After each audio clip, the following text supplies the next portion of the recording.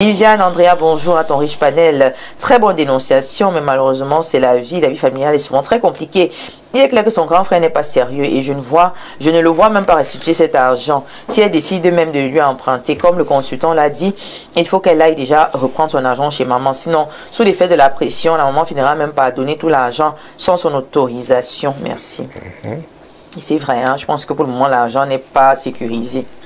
Bonjour à tout le panel. Pour la dénonciation, je suis d'accord avec M. Niemek. Les prêts d'argent en famille ne sont jamais bien. Ma propre soeur, au moment de rembourser mon argent, elle me dit que je n'ai pas besoin d'argent.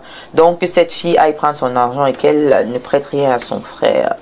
Chaque jour, une situation, une injustice en fait qui mérite qu'on s'y attarde. À travers la dénonciation du jour, nous repassons la parole à Pierre Blériot Niemek pour la dénonciation de ce matin.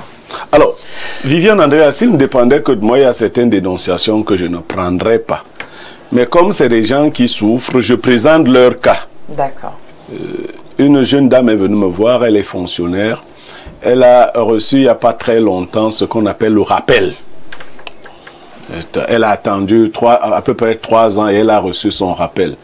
Seulement, la situation qui se présente à elle, c'est que son frère, son grand frère, qui est par ailleurs aussi fonctionnaire et qui a commencé à travailler avec elle, est allé voir leur maman. C'est des enfants élevés juste par la maman seule, donc famille monoparentale. Pour que cette maman convainque la sœur de prêter, laissez-moi vous dire, sur les 6 millions que la dame a eu, 4 millions à son grand frère, qui est sur un projet qu'il dit prometteur. La jeune fille m'a dit qu'elle est très gênée parce qu'elle ne désobéit pas souvent à sa maman. Mais que depuis que son grand frère, lui, il travaille, il ne lui a apporté aucun soutien. Elle a attendu 3 ans, c'est un petit ami qui la soutenait ici et là. Maintenant qu'elle a son petit truc, elle voudrait bâtir sa vie, orienter ses investissements. Sa maman lui dit qu'il faut qu'elle fasse ce prêt-là à son grand frère. 4 millions sur 6. Elle m'a demandé mon point de vue que je lui ai donné en offre. Mais j'ai estimé que comme d'autres familles sont souvent dans de telles situations, c'est une histoire qui mérite d'être portée à l'attention des uns et des autres pour qu'on l'analyse ici. D'accord, donc si je comprends très bien, c'est la maman qui veut imposer, n'est-ce pas? Qui impose à sa fille, parce que le frère n'a pas eu lui-même le courage de demander.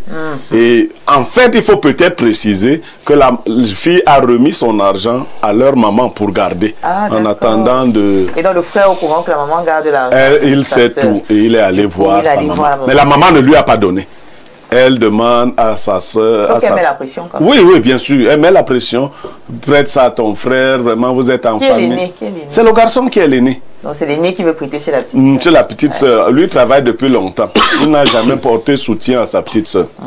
D'accord, un prêt. Donc ça soulève le problème des prêts en famille. Hein. Moi, je sais que... Oui, mais le montant aussi, sur le montant global. 4 millions de francs CFA. Sur 6.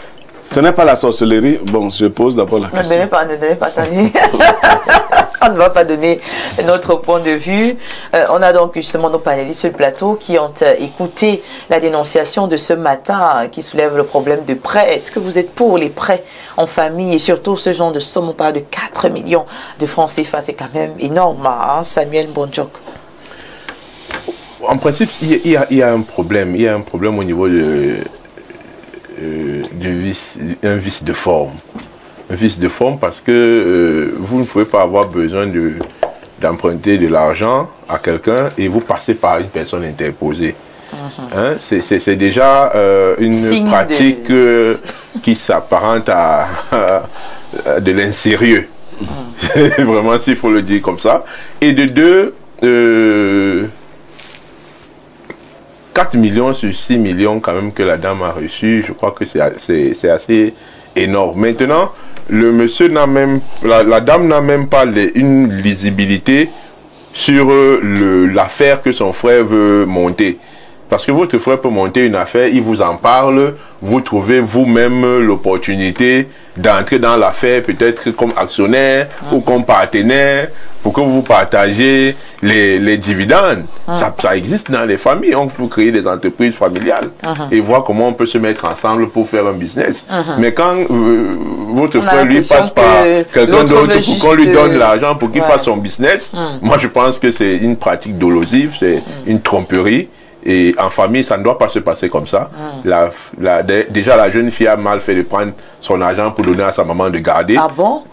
Quand vous êtes adulte, vraiment, vous devez assumer des responsabilités, surtout en ce qui concerne les finances. Je ne sais pas si elle est mariée. Beaucoup de femmes le font. Je ne sais pas si elle est mariée, mais non, beaucoup de femmes le font, mais ce n'est pas normal. Ce n'est pas normal. Même quand on est marié, même c'est le bon endroit pour aller garder. Voilà, vous voyez donc les pratiques des femmes. C'est pas normal. Donc, si tu ne savais pas, c'est une femme qui vient de t'expliquer. Tu viens de comprendre que voilà, le mari qui va garder son argent chez sa maman. C'est très grave. Même lorsque vous n'êtes pas marié, vous ne pouvez pas avoir de l'argent, vous dites qu'une autre personne doit garder. Ça fait enfantin, ça fait irresponsable.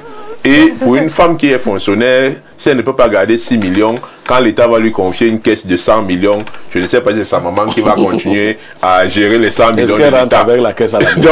La caisse reste au bureau. Oui, mais non, il y a des gens qui ont des caisses dans les bureaux. Moi, je connais des gens qui ont des coffres forts. Donc, il faut vraiment prendre des responsabilités lorsqu'on est majeur et savoir également avoir des projets. Elle ne peut pas avoir un 6 millions qui va arriver et elle n'a pas de projet avec cet argent jusqu'au point de aller le garder. L'argent n'est déjà pas fait pour être gardé comme ça. L'argent doit tourner, l'argent doit circuler. C'est ça qu'on appelle la thésaurisation. C'est une pratique qui est même interdite dans le milieu financier. L'argent doit être injecté dans l'économie pour faire circuler. C'est ça qui crée la richesse. Lorsque des gens gardent des sacs d'argent dans les résidences et autres, comme on voit là, on vole même et on porte plainte. On a le courage d'aller porter plainte qu'on a volé 100 millions, 200 millions dans les maisons. C'est interdit par la loi. Donc, la dame ne doit pas prêter l'argent à son frère parce qu'elle n'a pas de lisibilité sur le projet de son frère, elle n'est pas impliquée dans le projet de son frère. Non, ils peuvent quand même, elle-même doit également... quand même signer, ils peuvent faire quelque chose de façon... Non, même là, ça ne passe pas. La reconnaissance de dette ou quoi que ce soit, non. La maman est ça ne passe pas là. La maman ne doit pas tolérer ce genre de choses. Pour une maman sérieuse... On a l'impression qu'il y a parfois des mamans qui choisissent, qui aiment plus certains enfants. Pour une maman sérieuse, elle doit être impartiale et permettre également à sa jeune fille d'avoir des projets pour sa vie. Investir. Et surtout que le grand frère ne se montre pas assez honnête parce qu'on dit bien qu'il n'a pas prêté également ses cours à sa petite sœur alors qu'il travaille depuis. Quelqu'un qu'on ne peut pas arrêter. Est-ce que vous allez pouvoir faire arrêter votre frère? Voilà. Si ne vous rembourse pas. Du coup, vraiment, elle peut aider son grand frère avec l'argent qu'elle a reçu. Elle dit, bon, je te donne peut-être 500 000. Tu vas te battre, je donne 200 000 à l'autre, et partage, on fait le salaire au village. Donc, le salaire, tu partages avec ta famille, mais après, toi, tu dois construire ta vie. D'accord, c'est bien compris, Pierre Bléro. Mais quel est donc ce conseil que vous avez donné en offre à la dame concernée par cette situation? Bon, j'ai été bref dans le conseil, ça pour la dame. Je lui ai dit d'aller reprendre son argent. Ah non, elle a enlevé son argent. Là où c'est première chose, quand quelqu'un t'apporte déjà de telles idées, donc qu'elle aille là-bas, qu'elle prenne son argent. Elle va me le faire à son insu. Je dis non, pas à son insu. C'est vrai qu'elle m'a dit qu'elle n'ignore pas les cachettes de sa maman et tout. Elles sont vraiment fusionnelles. Mais je lui ai dit, va, tu lui dis, remets-moi l'argent. Elle prend d'abord l'argent. Je comprends, Viviane, beaucoup de jeunes filles ont grandi dans cette fusion avec leur maman. Et même quand elles sont en mariage, elles ne sont pas mariées à leur mari. Elles sont, vous êtes mariés à votre maman parce que vous prenez les biens du couple, vous allez les sécuriser chez votre maman, ce qui est dangereux. Elle n'est pas encore mariée. Deuxième chose, il y a deux hypothèses. Si le monsieur, comme il est fonctionnaire, n'est pas sous un crédit, je favorise le fait que tu prennes un crédit. Moi, ta soeur. Nous pouvons être cautions tous les deux, mais c'est ton salaire. Comme tu es fonctionnaire, c'est toi qui passes en premier. Je ne suis pas la banque. Pas prendre le crédit à la banque, là-bas. Si tu ne payes pas, c'est là-bas que ça va se gérer. Deuxième chose. Troisième chose, et ça c'est Samuel qui l'a dit. Toute une jeune fonctionnaire, je lui ai dit, mais toi jusqu'au jour de ton rappel, tu n'as pas eu une idée de comment tu vas orienter ton argent? C'est beaucoup trop pour toi? Vous comprenez donc qu'il y a des gens à qui il ne faut pas donner de l'argent. Elle a des projets à très long terme. Donc non, mais très long terme, effectivement, elle a 6 millions. Elle devrait avoir lancé ses propres projets pour que sa maman n'ait pas l'idée de venir avec la sorcellerie, Moi, je ne ramène pas. Fille à maman, dans les récits fille à maman. Moi, je ne ramène pas ça à mon niveau. Parce que moi, mes conseils sont brutaux. Ma maman, comment tu vas même faire pour me suggérer de prendre les 2/3 de ma fortune et de remettre à quelqu'un parce que lui, il a ses projets? Non. Vous voyez, l'idée des mamans ici, c'est que son fils, il faut qu'il réussisse sa vie. Mais c'est un fainéant. Bien sûr. Il a réussi quoi jusqu'à présent? Voilà. Il est méchant. Là aussi, un rappel. Parce qu'il a eu son rappel. Il sait que sa soeur a eu le rappel. Maintenant, il part faire la petite sorcellerie. Comme il sait que maman... Non, non. Prends ton argent. Tu le sécurises. Et d'ailleurs, tu n'aurais même pas dû l'enlever de la banque. De la banque. Si tu n'avais pas un projet. Ta maman n'est pas plus sécure que la banque. Qu'une banque. C'est-à-dire que si tu n'as pas un projet, et ça, je donne un conseil à tous les autres. Qui va te générer plutôt des intérêts. Voilà. Vous sortez, en banque, on vous paye. Si vous n'êtes pas affilié à cette banque-là, affiliez-vous directement à une autre banque pour que votre argent partant de telle banque aille dans la banque où vous êtes affilié. Votre argent dort d'abord. Vous avez le temps de réfléchir. Vous retirez exclusivement ce que vous allez utiliser pour Saraka. Parce que nous, on est en Afrique. Quand tu attends le rappel, les gens t'aident souvent.